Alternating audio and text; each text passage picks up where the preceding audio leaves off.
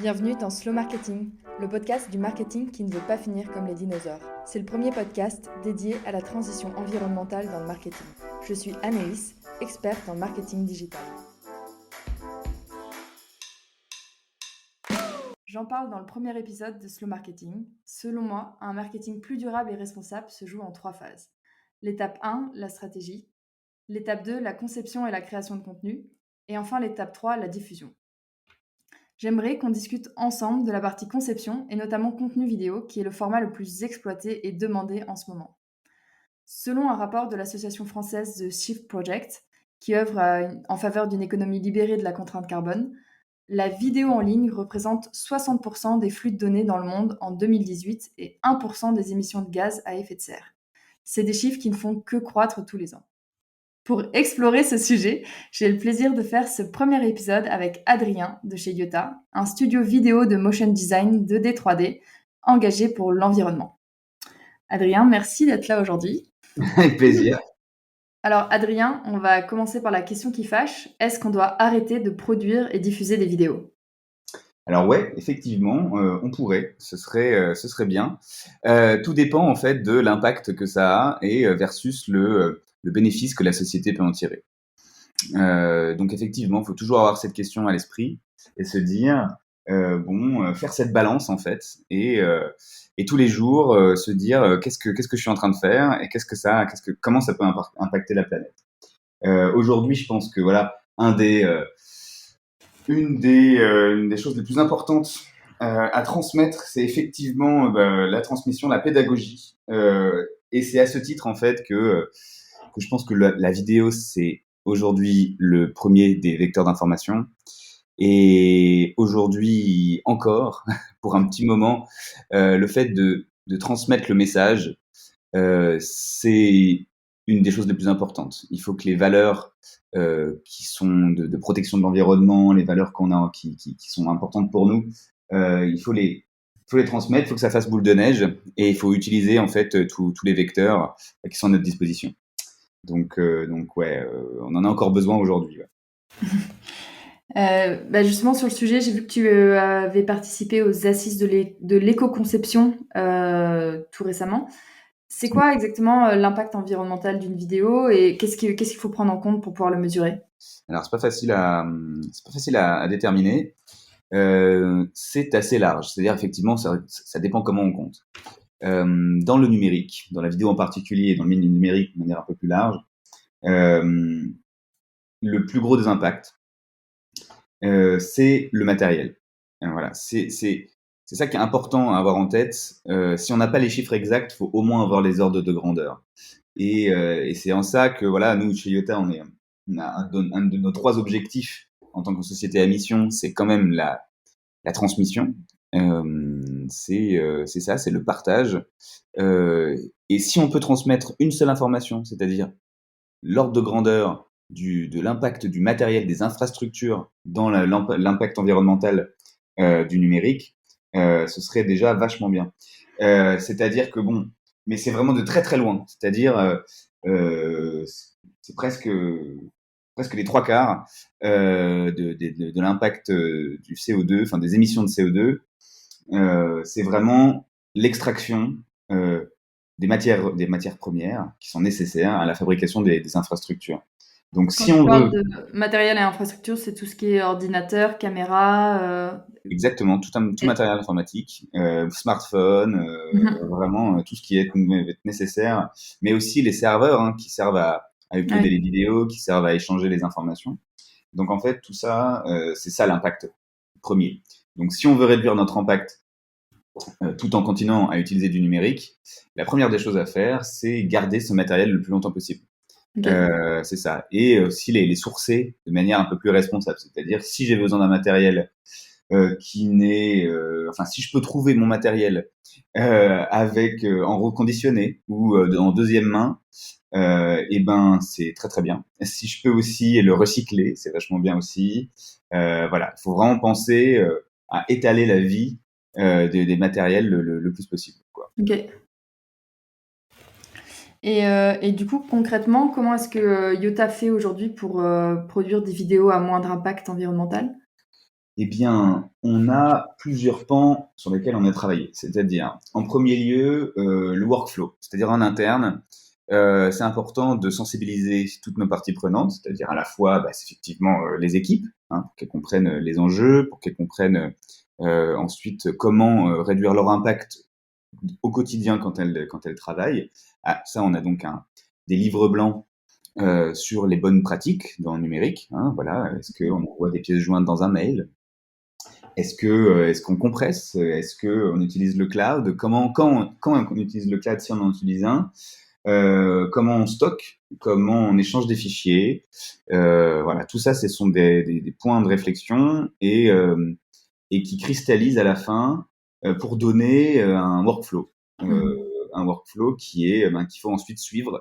Donc ça, c'est aussi un autre challenge. Donc ça, c'est pour le numérique en général, et pour la vidéo en particulier, c'est aussi juste un peu plus défini, c'est-à-dire que voilà, il faut structurer une certaine façon, il y a certaine façon de construire ces fichiers de travail. Il faut faire de, il faut les nettoyer, il faut il faut les organiser et surtout, voilà, il faut les mutualiser quand on peut, et ensuite il faut les stocker de manière la plus durable possible. Alors ça demande un investissement, c'est sûr, parce que voilà, on pourrait aussi juste les mettre en tas dans un stockage et ne plus y penser, mais en fait non, ça a à la fois un gain, gain d'espace, euh, surtout un gain quand c'est nettoyé, quand c'est propre, quand c'est optimisé. À la réouverture, quand on en a besoin, voilà, c'est en fait plus efficace. On est, euh, on est plus efficient à ce niveau-là aussi. Donc, voilà, ça c'est les grandes actions en termes de vidéo. On a aussi des serveurs. Donc ça, c'est quand on produit, surtout en manière d'animation 3D. On a un partenaire qui nous met à disposition des serveurs un peu plus éco-responsables, dans le sens où Ok. ils réutilisent la chaleur qu'ils émettent pour chauffer de l'eau. Ça, D'accord. ils chauffent des logements sociaux, bientôt une piscine, un hôpital aussi, voilà Ça, des. c'est trop cool. Ouais, c'est sympa. C'est quand on peut pas réduire Ouais. quand on peut pas réduire son énergie, on peut la valoriser, quoi. Ok. Il y a aussi un autre pan qui est important, c'est le pilotage. C'est-à-dire que pour commencer à réduire, il faut d'abord savoir où on en est. Et donc ça, il faut savoir estimer, il faut savoir cartographier en fait ces émissions. Et ça, c'est pas si simple que ça. C'est-à-dire que nous, on fait des bilans carbone chaque année. Ouais. Et en fait, voilà, pour estimer les postes de dépenses, il faut avoir mis en place des systèmes de mesure. Et donc, voilà, il y a des petites actions. Aujourd'hui, il existe par exemple des petits appareils qui servent à mesurer les dépenses énergétiques des postes en eux-mêmes. Voilà, ça peut aider à cartographier. Et puis après, on peut faire des sondages en interne pour savoir qui vient à vélo, qui vient en transport. Voilà, ça peut être Mhm. un autre poste de dépense. Et ensuite, effectivement, c'est toutes les autres utilisations du numérique, tous les usages qu'il faut travailler, c'est-à-dire le cloud, le non-cloud. Voilà, c'est assez large comme pan de travail. J'y pense là. Du coup, quand Iota a fait son bilan carbone, c'était quoi le plus gros poste de dépenses énergétiques? Alors, justement, c'est pour ça que euh, parce que chez nous, le plus gros poste de dépense, c'était l'approvisionnement. C'était l'approvisionnement et le matériel. Le Par problème, c'est qu'en approvisionnement, fait, t'entends quoi? l'approvisionnement des livraisons, ce genre de choses, quoi. Ok. Euh, Oui, parce que c'est beaucoup plus difficile aussi de maîtriser la traçabilité. c'est ça, c'est pas simple, mais on peut quand même le travailler, quoi. Mais le gros problème, en fait, c'est que nous, ça nous a surtout montré qu'il y avait des trous dans la raquette. C'est Ok. surtout ça le problème, c'est que en fait nous, par exemple, on fait partie on paye notre électricité dans notre loyer, quoi. Donc du coup, on pilote pas ça, Ouais. pas savoir. Et comme on est en commun, on mutualise des locaux, et ben on peut pas avoir le détail de ce qu'on consomme. Ok. On n'a pas le choix non plus de notre fournisseur d'énergie. Donc en fait, tout ça, bah voilà, on était bien démunis. On fait, bon bah voilà, en fait, comment on peut faire pour savoir? Bah, du coup, on a mis en place des mesures pour micro gérer et compenser en fait les trous qu'on a vus quoi. Ouais, la première étape, en fait, c'est déjà d'essayer de prendre conscience et de mesurer avant de vouloir essayer de changer quoi que ce soit parce qu'en fait, on a Ouais, besoin ouais, de ouais. ouais, D'abord, c'est la pédagogie, hein. C'est ouais. pour ça que je dis que voilà, Mmh. encore aujourd'hui, c'est bien d'essayer de réduire son empreinte. C'est bien essayer. Nous, notre deuxième objectif, c'est de soutenir les porteurs de projets impact. Donc, c'est quand même bien d'essayer de soutenir les gens qui le méritent et qui vont dans la bonne direction. Mais un des objectifs aussi primordiaux encore pour quelques temps, c'est d'essayer d'engager et d'essayer de faire en sorte que les gens nous soutiennent et les gens changent, enfin les gens comprennent, les gens voilà, de transmettre les messages quoi, et qu'ils prennent conscience et que tous on relève la tête et on avance ensemble. Et et du coup, toi qui es, en contact, quasi permanent avec des prospects, clients, l'aspect environnemental pour toi, c'est quelque chose qui commence à prendre enfin qui dans les discussions, enfin Iota a 5 ans maintenant, est-ce que c'était quelque chose qui était dans les sujets il y a 5 ans ou comment est-ce que tu as vu une évolution depuis? Ouais, ouais, ouais, c'est vrai que là, bah, ça commence à cristalliser de plus en plus, quoi. Ça, c'est clair. On voit. Alors, ça dépend sur quel sujet, ça dépend quel client aussi, naturellement. Mais c'est vrai que les gens viennent à nous de plus en plus pour ça. Ça, c'est sûr, pour notre engagement. On voit aussi que ça se bouge dans les grands groupes. Ça, c'est très important. Vraiment, qui n'a pas de politique RSE aujourd'hui? C'est impossible à imaginer presque maintenant. Donc ça, c'est une première bataille gagnée. Après, comment ça se concrétise? Ça, c'est une bataille à commencer finalement, à vérifier. Voilà, le greenwashing est un peu partout. C'est difficile de trier le bon grain de livret. Mais ouais, ouais. Donc aujourd'hui, bah, il y a effectivement sur la campagne de communication générale, il y a aussi sur l'éco-conception de tous les autres en fait systèmes de partage d'informations, comme Mmh. par exemple le premier c'est le site internet. Ouais. Éco-concevoir son site aujourd'hui, ça va être primordial, c'est quand même super intéressant. Et c'est quelque chose qui commence à prendre corps quoi chez nos clients.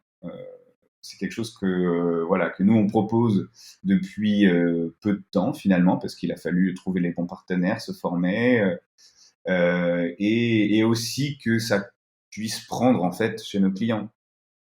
Voilà. Mais maintenant, ça résonne pas mal hein, chez les clients de se dire ah ouais, ça c'est quand même quelque chose d'important. Voilà, on va se démarquer limite Mmh. avec nos concurrents à travers cette vitrine qui est directement visible par tous et qui fait passer directement le message que voilà, on n'a pas seulement un discours, mais on a des actes Mmh. concrets. Après avoir conçu la vidéo, le sujet, c'est sa diffusion. Moi, c'est surtout la partie qui m'intéresse parce que surtout avoir du contenu vidéo à Mhm. diffuser avec mes clients ou pour mon compte. Ouais. Est-ce que du coup, c'est possible vraiment de limiter le poids d'une vidéo sans en altérer sa qualité? Oui, bien sûr, et encore heureux. Ouais, ouais, c'est une des plus belles inventions de l'humanité des dernières années. Non, mais c'est vrai, hein, sans la compression, le web n'existerait pas. Même très peu de logiciels existeraient. Bon, finalement, est-ce que je vais me dire que si la compression n'avait pas existé, on aurait continué à ne partager que du texte sur le web. Du coup, ça aurait évité pas mal d'émissions de gaz à effet de serre. Oui, mais bon, on va pas parler des inventions versus les usages. Mais c'est vrai que la compression, c'est aujourd'hui une des premières marges de manœuvre qu'on a. Et donc, quand tu as un objet vidéo, tu peux le passer à la moulinette avec certains logiciels qui sont extrêmement bien faits avec les bons paramètres, ça te permet vraiment de, sans réduire la qualité visible en tout cas, d'avoir voilà, le faire passer ton message et que ce soit ce soit extrêmement utile. Enfin voilà, tu réduis de la moitié, du trois quarts. En fait, toujours adapter en fait son médium, enfin son média au médium en fait justement. Ok. Si tu veux le diffuser sur des téléphones, ça sert à rien qu'il soit en 4K quoi. Ça Ouais. sert même à rien qu'il soit en Full HD. Full HD c'est 1080p. Voilà, on peut décemment se dire qu'on peut avoir quelque chose en 720p et encore même on pourrait peut-être réduire quoi. Donc voilà, adapter son support, enfin adapter son média au support, très important. Et ensuite, ouais, le réfléchir ensuite, ouais, trouver le bon logiciel. Réfléchir en amont aussi, bien sûr. Hein. On peut aussi le bien découper pour que ce soit plus court. C'est aussi Ouais. une des façons de réduire le poids. Euh, et voilà quoi. Il y a plusieurs. En termes de compression, en tout cas, il y a des très beaux logiciels qui font des choses Ok. magnifiques. Et tu trouveras d'ailleurs sur le site de Yota un article qui explique un petit peu plus en détail comment on peut faire simplement pour réduire le poids d'une vidéo Ok. et de Super l'image. intéressant. Ouais. Pardon. Ben, on l'ajoutera aux notes de l'épisode. Et c'est vrai que ça me fait penser que on a tendance à toujours vouloir enfin, Full HD, quoi, pas forcément 4K pour du digital, pour des campagnes, mais c'est vrai que l'HD, c'est un peu la base d'une diffusion. Alors que moi, si j'y réfléchis, quand je lance des campagnes, par exemple LinkedIn, et que je sais que 80% des utilisateurs sont en fait sur mobile, ça n'a aucun intérêt en fait d'être sur une qualité HD en fait. Bah ouais, ouais, ça peut. Voire même, ça peut, si la personne n'a pas un très bon réseau ou quoi, ça peut amoindrir son expérience, donc être plutôt Ouais, ouais, pénalisé. franchement, Ouais. ça dépend de ce qu'on montre, quoi. C'est toujours Mhm. ça. C'est-à-dire que si effectivement, il y a des cas où Ouais, effectivement la qualité pourrait être intéressante. Si tu montres des graphiques très bien sûr. précis avec des grilles où il faut que ce soit effectivement, on voit le détail, ok, là ça peut être intéressant. Mais pour une visio, enfin pour des gens qui parlent Ouais. face caméra, non, c'est pas nécessaire qu'on voit le grain de peau au fur et à mesure. Je suis pas sûr même que ce C'est soit sûr. bienvenu. Petite question de fin, la classique. Selon toi, qui est-ce que je devrais inviter sur ce podcast pour parler marketing responsable? Et ben, et ben, pourquoi pas parler justement web. Mhm. Parce que éco-conception web, c'est vraiment un enjeu du moment et ça cristallise un petit peu tout ce qu'on a pu évoquer aujourd'hui. Hein. Mhm. Parce que justement, à travers le web, on met des images, on met des vidéos, on met du texte. C'est aussi la vitrine de beaucoup d'entreprises et de structures. Donc ouais, et puis c'est vraiment quelque chose qui est en mouvement, quoi. Ouais, je te conseillerais Lou Verdun, qui est un expert dans ce domaine-là et qui pourra te répondre. Et éventuellement aussi Alison Béjon, que j'ai rencontré aux assises justement la semaine Ok. dernière, et qui aux assises de l'éco de production, et qui effectivement fait des conseils pour réduire l'impact environnemental des productions audiovisuelles, que ce soit en Ok. publicité, en cinéma. Et ouais, ça peut être intéressant aussi que tu puisses échanger avec elle. Ok, trop chouette. Et ben, je les contacterai pour continuer cette discussion. Et écoute, Adrien, merci pour ton temps. Et ben merci à Euh, toi. Ça fait un plaisir. pour retrouver Yota, je vous invite à suivre sa newsletter Impact pour une com plus durable, ainsi que son blog. Et du coup, je partagerai l'article sur la compression des fichiers vidéo, qui me Ok. semble très intéressant. Merci. Merci, salut.